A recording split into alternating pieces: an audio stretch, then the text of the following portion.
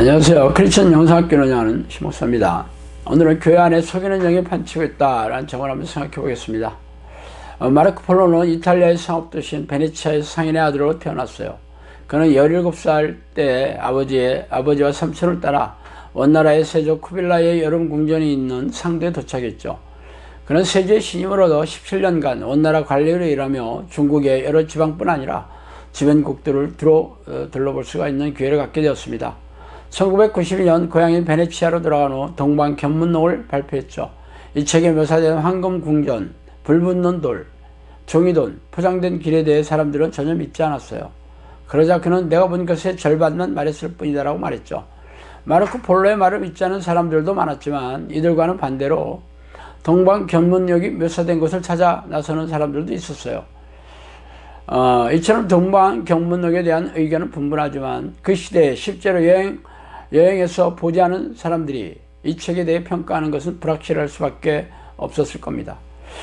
이런 일이 교회에도 있어요. 성경에 대한 사람들의 생각이 그렇죠.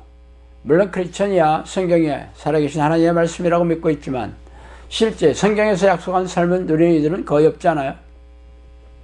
아니, 하나님이 전능하시며 지금도 살아계셔서 세상을 다스리시고 역사를 경영하시며 인간의 생사를 주관하신다는 것을 믿고 있다면 왜 성경대로 살려고 하지 않을까요? 그러나 저는 왜 성경이 진리이신 하나님의 말씀이라고 믿고 있지만 성경의 약속대로 살지 못하고 있는데도 아무런 의구심을 품거나 고민하지 않는 기이한 현상에 대해 참 이상하게 생각하고 있어요.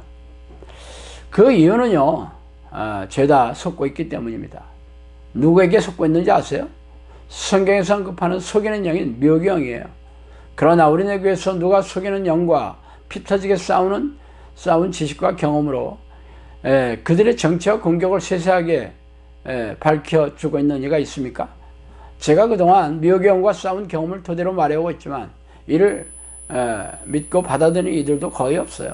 이들이 속이는 영의 능력에 대해 무지하기 때문이죠. 그들은 사람들의 머리를 타고 앉아 자신의 생각을 넣어줘 속이고 있기 때문입니다. 그러나 사람들은 자신의 생각을 토대로 판단하고 결정하지 않아요.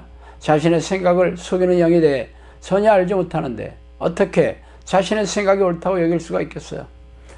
여호와께서 말씀하시기를 누가 이스라엘 왕 아합을 깨어 저 길랏 라몬에 올라가서 죽게 할까 하시니 하나는 이렇게 하겠다고 하나는 저렇게 하겠다 했는데 한 영이 나와 여호와 앞에서 말하되 내가 저를 꾀겠나이다. 여호와께서 저에게 이르시되 어떻게 하겠느냐 가로되 내가 나가서 거짓말하는 영이 되어 그 모든 선지자의 입에 있겠나이다. 여호와께서 가라사대 너는 꾀겠고 또 이루리라.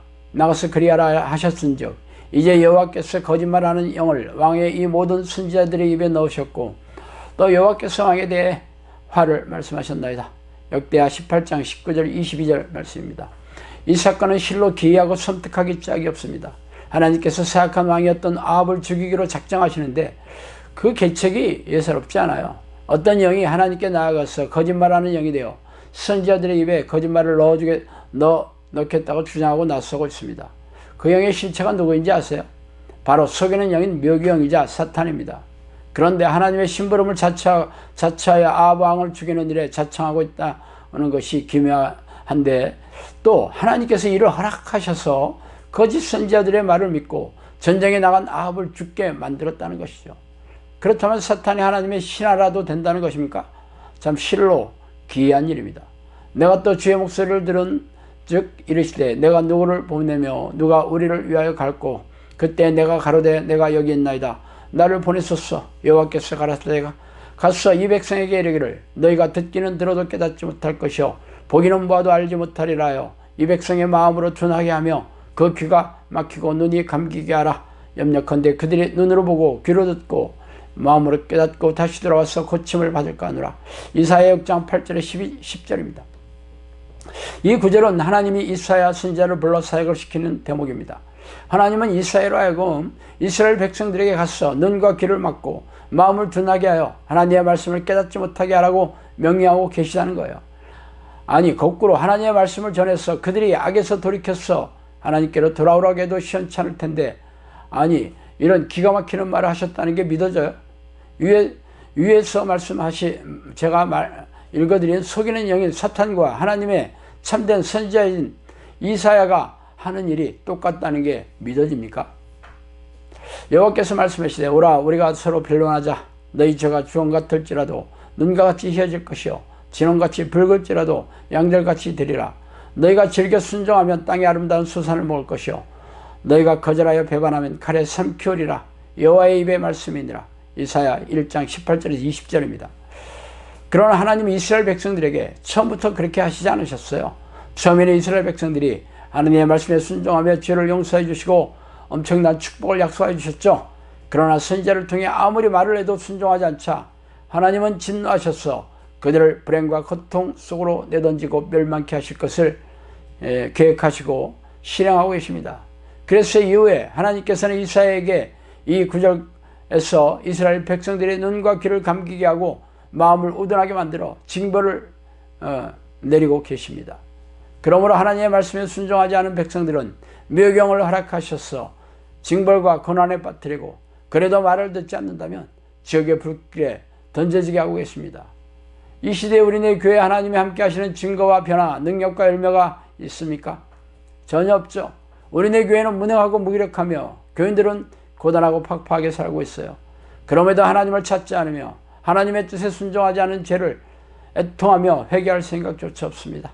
그래서 악한 영으로 하여금 코로나 바이러스로 치게 하여 폐역한 교회와 탐욕스러운 목사와 세속적인 교인들을 고난과 고통에 던져놓고 계십니다. 그러나 자신들의 죄악을 깨닫지 못하고 마스크를 쓰고 꽁꽁 숨어 코로나의 소나기가 지나가게 말을 학수고대하고 있으니 기가 막힌 일입니다. 하나님이 계획하시고 실행하시는 일은 적당히 끝나는 법이 없어요. 하나님을 찾지 않고 구하지 않은 폐역한 백성들을 버리시고 환난 중에서 죄악을 깨닫고 돌이켜서 회개하는 자녀들만 평안과 형통한 날들을 허락하실 것입니다. 고난 중에도 회개하지 않는 백성들은 속이는 영들의 포로로 넘겨주어 불행과 고통의 수렁에서 후적거리다가 지옥의 불길에 던져질 것입니다. 두렵고 떨리는 일이죠. 자, 오늘은 여기까지 하겠습니다. 감사합니다.